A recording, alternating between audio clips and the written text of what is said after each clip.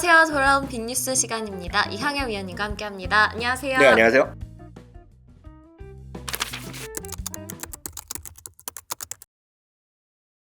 네, 위원님, 주말 사이에 정말 충격적인 뉴스가 하나 나왔습니다. 네네. 오픈 AI의 CEO죠. 네. 다들 아실 텐데 챗 GPT의 아버지라고도 불리는 이 샘 울트먼이 해임을 당했습니다. 네네. 대체 무슨 일인지 좀 궁금하고요. 네. 왜 해임이 됐는지에 대해서도 의견이 좀 분분한 상황입니다. 어떻게 받아들여야 될까요? 일단 결과적으로 보면 우리가 네. 팩트 중심으로 얘기를 해드릴 수밖에 없겠고요. 수많은 다른 이런저런 모함이라든가 여러 가지 무슨 구설수 이런 것들은 우리가 얘기하기가 언급하기가 쉽지 않다라고 보셔야 되겠습니다. 발표문만 보면 이 사람이 일관적으로 솔직하지 않았다 얘기를 하고 있고요.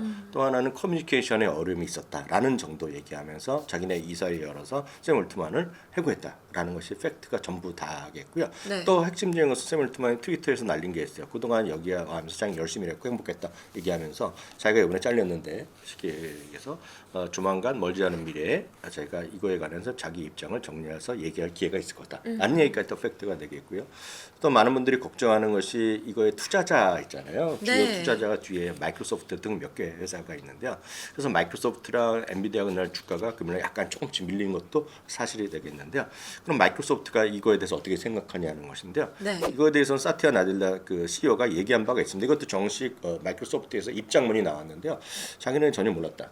얘기를 하는 거가 이제 핵심적인 사실이 되겠고요. 네. 다만 그동안도 자기네가 이런 챗GPT 오픈 AI와 협업을 계속해 왔고 앞으로도 긍정적 협업을 계속하기를 기대한다. 라는 얘기까지가 팩트입니다. 경영진 간에 뭐 암투가 있었다거나 뭐 네. 그런 거 있었으니까 뭐 결국은 그렇죠. 문제가 됐겠지만 그런 것들이라든가 또 심지어는 이제 여동생이 있어요. 여동생이 그동안에 썼던 것들이 있어요. SNS를 통해서 내가 약간의 무슨 뭐 성적인 이렇게 괴롭힘을 당했다. 성적인 거 무슨 재정적으로 육체적, 신체적 뭐 정신적으로 자기 오빠들한테 무슨 오빠 남녀 형제들한테 좀 뭐 피해를 받았다. 이런 것들 그런 것들에 대한 여러 가지 얘기가 있지만 그것 때문에 그만둔 잘렸는지 안 잘렸는지는 아무도 모른다라고 보셔야 되기 때문에 여러분들이 네. 팩트랑 다 루머를 헷갈려서 보시면 안 된다라고 먼저 좀 말씀드리겠고요. 저희 나름대로 공식으로 방송을 통해서 하는 거기 때문에 네네. 핵심적인 거 말씀드리겠고요. 특히 이제 많은 사람들이 이제 챗 GPT를 많이 쓰고 있고 그렇기 때문에 챗 GPT한테 물어본 것들이 많이 있습니다. 여러 버전이 있어요. 네네네. 챗 GPT한테 물어봅니다. 왜 잘렸냐라고 얘기했어요. 그래서 몇 가지 버전이 있는데요. 일관되게 얘기하는 게 있습니다. 이 사회에서 여러 가지 이견이 나오면서 결국 잘린 것들이 왕왕 있었는데 발표한 것 외에 또 다른 것이 있었을 가능성이 꽤 있다. 그런 가능성이 뭐 70-80% 정도 있다 얘기하는데 그거가 뭔지는 모른다 얘기를 하고 얘기했고요. 뭐 다양한 하여튼 재미난 것들이 있습니다. 그래서 여러 가지 버전이 있는데 제가 한번 찾아본 거 화면에 올려드리겠는데 아주 논리정연하게 잘 썼고요. 제가 봤을 때는 수많은 전 세계 기자들이 쓴 것들 추측서로 쓴 것보다 훨씬 정확합니다. 그래서 팩트 위주로 썼고 그런 가능성도 한 70-80% 정도는 우리가 모르는 것도 있을 수 있으나 정확한 건 모른다라는 얘기하고 있기 때문에 그만큼 챗GPT의 저가 봤을 때 챗GPT가 정말 기사도 잘 썼고 네. 글도 잘 썼다라는 얘기를 좀 다 읽어봤거든요. 그런 느낌을 가졌고 또 하나 이제 그 주말 동안에 있었던 거 보면 또 반대파에서 얘기 나오는 거가 마이크로소프트나 이런 것들이 주요 투자자가 있는데 뭔가 지금 그런 올트만을 갖고 이제 보고 얘기했는데 그동안 비즈니스를 했는데 이 사람이 웬만하면 아마 그런 비즈니스를 또 창업할 가능성 우리가 배제할 수 없잖아요. 처음부터 무슨 정상적으로 그만두면 그런 게 있어요. 동일 업종을 하지 않는다 몇 년 동안 그런 계약이 있는데 지금 잘렸을 때 어떻게 조건이 있을지 모르겠지만 그런 비즈니스 사람 보고 있을 가능성이 크잖아요. 우리가 보기에 소위 뒤치기라 하나요. 그래서 지금 다시 잘린 그런 CEO를 다시 컴백시키려는 그런 것도 진행될 수 있다는 얘기가 주말에 많이 나오는데 기대감 반 팩트랑은 전혀 상관된 거 아니기 때문에 팩트는 아마 이번 주 뭐 계속해서 밝혀지겠죠. 네. 팩트라는 것은 공식적인 멘트가 나와야 되는 거거든요. 그러니까 다른 사람들이 그냥 일반적으로 얘기하고 특히 전 세계 유튜버들이 그냥 마음대로 얘기하는 것들은 그냥 마음대로 자기네들의 전형적인 내피셜이라고 보고 있습니다. 네, 여러 가지 루머들이 정말 많이 나오고 있는데요. 사실 진짜는 공식적인 입장이겠죠. 그래서 오픈 AI 그리고 이 샘 울트먼이 앞으로 입장문도 발표를 한다고 하니까 이 점들을 확인을 하면서 이것 때문이었구나라는 네네. 거를 그때 가서 정확하게 파악하시는 게 좋을 것 같습니다. 그리고 하나 더 말씀드리면 그것 네. 때문에 엔비디아나 마이크로소프트가 주가 움직일 일은 저는 뭐 일도 없다라고 보셔야 되겠고 그런 접근 자체는 하루 이틀 없을 수는 없겠죠. 그렇지만 그런 것들은 전형적인 한국식 주식에 대한 판단이라고 보셔야 되겠습니다. 그런 우려점은 좀 걱정 걱정 안 하셔도 될 것 같다라는 점까지 정리해 주셨고요.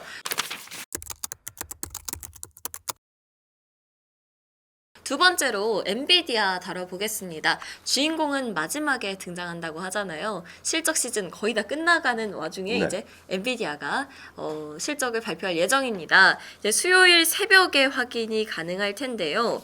어떻게 나올지 좀 궁금해요. 맞습니다. 21일 날 장 마감 이후입니다. 우리 네. 시간으로 보면 22일 수요일 새벽에 우리 장 끝나고 나서 미국 새벽장 끝나고 나서 바로 발표할 텐데요.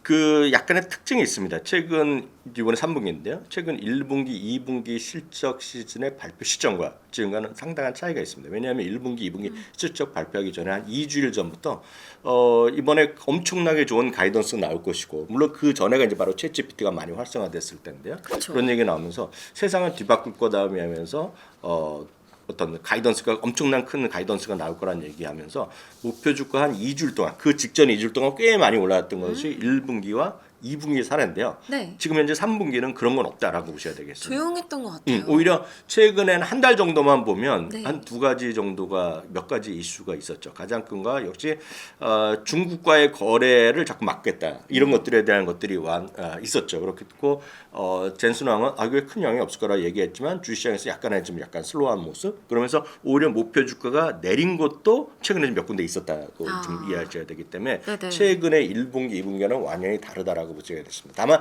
지난주에 또 무슨 일이 있었냐면 이게 아시다시피 방법부터 찾아냈다는 얘기 하잖아요. 그래서 그런 지금 현재 바이든 행정부의 어떤 규제를 뚫고 또 중국으로 보낼 수 있는 방법이 있다. 뭐 그런 얘기를 했기 때문에 여러 가지 설왕설래가 있지만 여하튼 최근 1분기, 2분기와는 완전히 다른 모습이라고 일단 보셔야 되겠고요. 여하튼 그럼에도 불구하고 최근 90일 동안 이익 전망은 좀 올린 곳이 꽤 있습니다. 다만 지난번 한 두 번은 그레이트 립이라고 대도약을 하면서 크게 올려놨는데요. 네. 이번에도 많은 사람이 기대하는 건 이번 실적의 그 자체보다는 이번 3분기 실적 끝나고 나서 가이던스를 많이 올릴 수 있을지가 관점 포인트다라고 보셔야 되겠고요.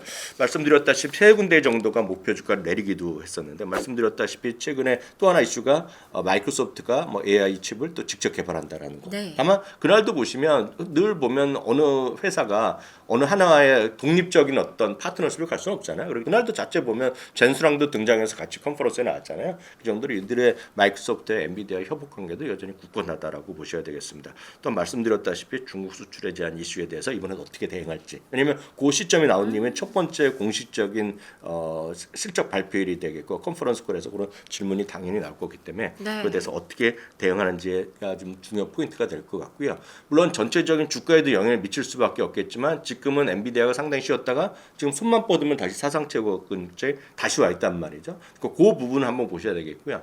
엔비디아뿐만 아니라 엔비디아가 그런 그 도약을 하면서 같이 손잡고 올라갔던 게 이겁니다. 그래서 엔비디아의 젠슨왕과 같이 소위 라스베가스에서 쇼할 때도 같이 나왔던 게 서비스 나우거든요. 그래서 서비스 나우는 형제 관계다 얘기하면서 서비스 나우도 지금 최근에 52초 효과 계속 가고 있고요. 어도비도 역시 같이 우리 협업을 하면서 52초 효과를 계속 가고 있기 때문에 이번 엔비디아는 실적 자체도 중요하겠고 그보다는 가이던스가 중요할 텐데요. 그 이후의 주가라면 엔비디아의 주가의 사상 최고가 돌파 이후의 주가 흐름에 대한 기대감 그리고 그것이 바로 서비스나와 어도비에도 바로 영향을 미칠 수 있다는 점에서 그 주식 같은 묶음 일단 보셔야 될 것 같습니다. 네, 엔비디아 관련해서 최근에 이슈가 정말 많았어요. 뭐 중국 수출 제한이라든지, 뭐 마이크로소프트의 자체 AI 칩 개발이라든지 여러 가지가 있었는데 중요한 것은 앞으로의 가이던스겠죠. 네네, 그래서 그렇습니다. 이 점 체크하시면서 엔비디아 투자에 유의하시면 좋겠습니다.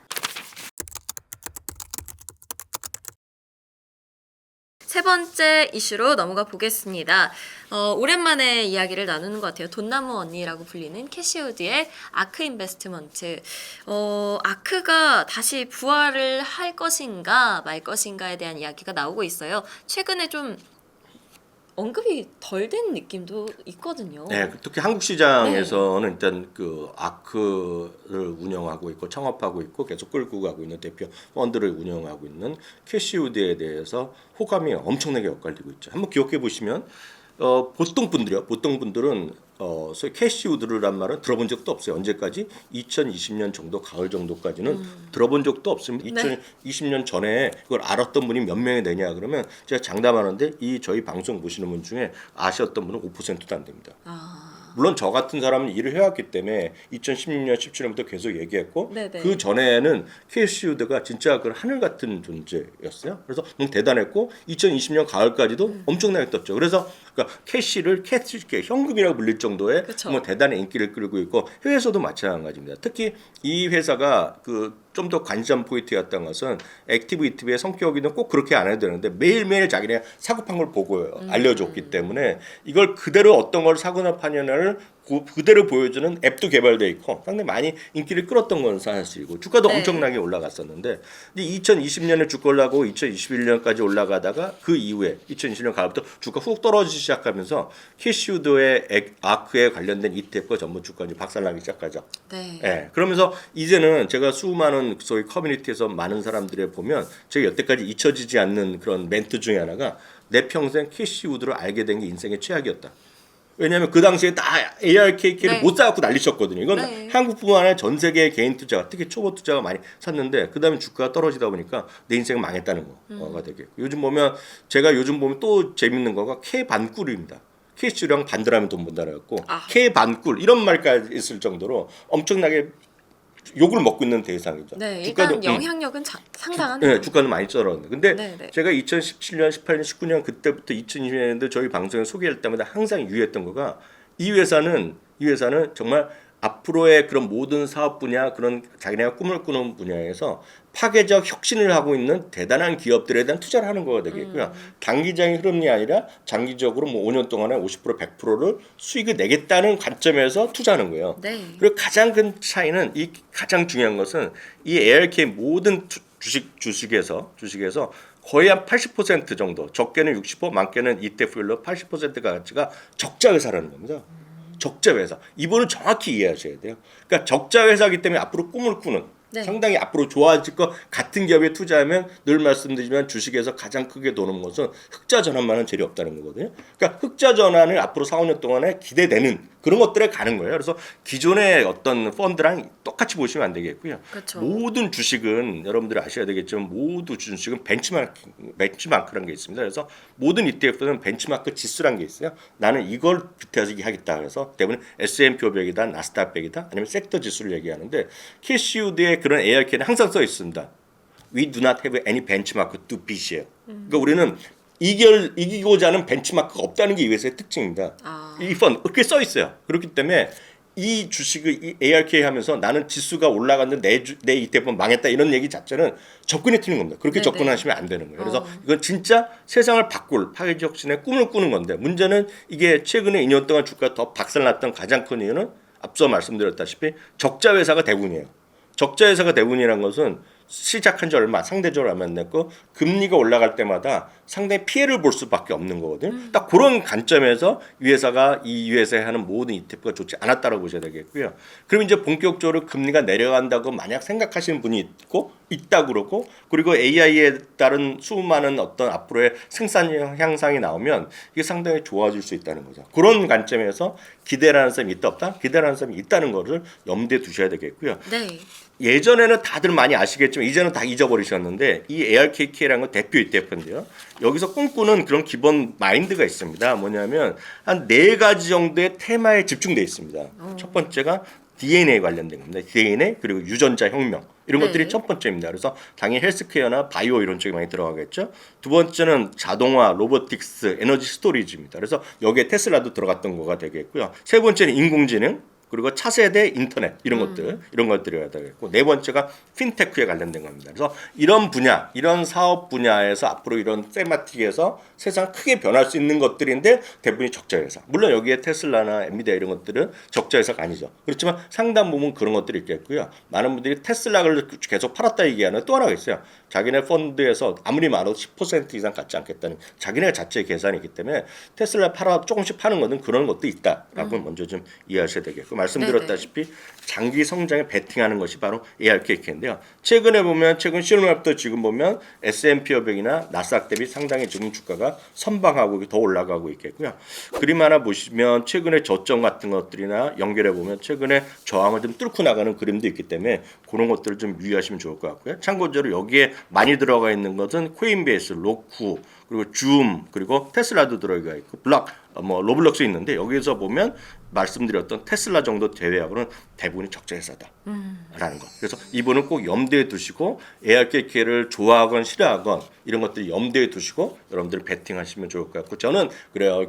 이런 적자 회사의 꿈과 성장성을 주는 그런 주식을 한두 개 하시는 분이 있거든요. 비중 네. 엄청 많이 그런 분들은 그런 것보다는 이런 게 오히려 낫다라고 생각을 하고 있죠. 네. 알겠습니다.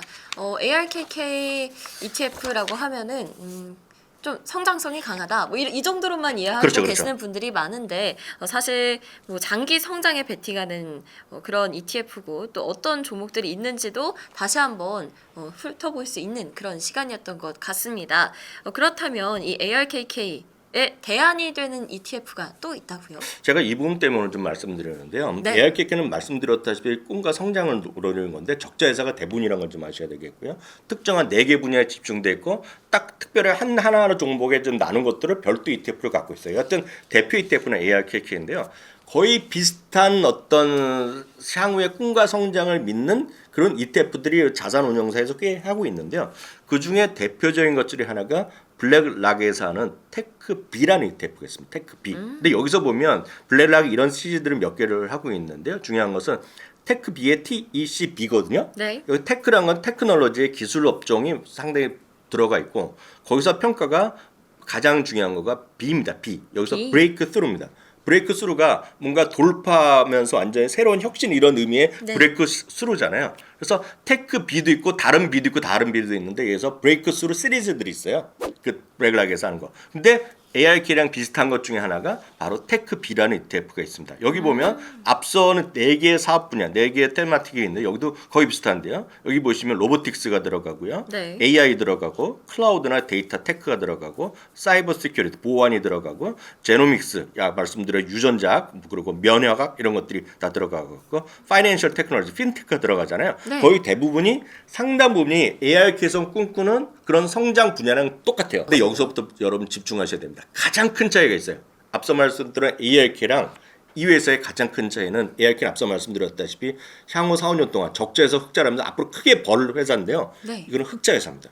아, 흑자 회사고 대부분이 엄청 큰 회사가 들어가 있어요. 좀 더 안정성이 훨씬 안정성 있죠. 다만 안정성 있다는 것 자체가 주가 더 많이 올라간다는 아닙니다. 지금부터 금리가 막 쑥 계속 떨어지면 살아남을 수 있잖아요. 그렇기 때문에 다른 게 올라갈 수 있지만 이거는 거의 비슷한 분야인데 여기 보시면 말씀드렸다 흑자 회사 대부분이 엄청 큰 회사라고 보셔야 되겠고요. 네. 여기 보면 엔비디아, 메타, 그리고 아마존, 어도비, 마이크로소프트, 알파벳, 그리고 애플, 세일즈포스, 오라클까지 등등 해갖고 다 흑자 회사입니다. 초대형주, 것들이네요. 네. 초대형주로 가 있고 이거는 소형주라고 되어 있기 때문에 앞서 보면 약간 다른 얘기 들으면 러셀 2000과 러셀 1000 갖고도 제가 말씀드릴 수 있거든요. 네. 가장 큰 것들은 S&P 500 지수로 보면 작은 거가 러셀 2000은 1000등부터 3000등까지거든요. 올해 성장성 당연히 나스닥이나 S&P가 훨씬 좋았고 러셀 2000은 재미없는데 이제부터 러셀 2000이 된다는 사람도 있어요. 그런 분들은 왜 그래요? 금리가 떨어질 거다 보면 적자 회사도 살아날 수 있다는 그런 기대감이 있기 때문에 러셀 2000을 얘기하는데 그 네. 선택은 정답이 없기 때문에 본인들이 하셔야 되겠지만 저라면은 여전히 큰 주식 위주로 상당 부분 하고 나머지 좀 성장성 있는 걸 조금씩 해보시라 이렇게 말씀드리고 싶은 거죠. 그래서 두 개는 비슷하지만 엄청 큰 차이는 흑자 회사, 적자 회사, 안정성 있는 흑자 회사. 앞으로 큰 꿈을 꿀 수 있다면 적자 회사지만 선택은 제가 뭐라고 말씀드리기 어렵죠. 네, 오늘 마지막으로 ETF 2가지 다뤄봤는데요. 여러분들이 많이 아시는 ARKK 그리고 대안이 될 수 있는 조금 더 안정성이 높은 테크비라는 ETF까지 이야기를 해주셨습니다. 선택은 본인이 하는 거니까요. 네네. 성향에 맞는 거 잘 골라서 투자를 하시면 좋을 것 같습니다. 네, 여기서 빅뉴스 마치고요. 다음 시간에도 더 알차고 빠른 정보로 찾아뵙도록 하겠습니다. 감사합니다.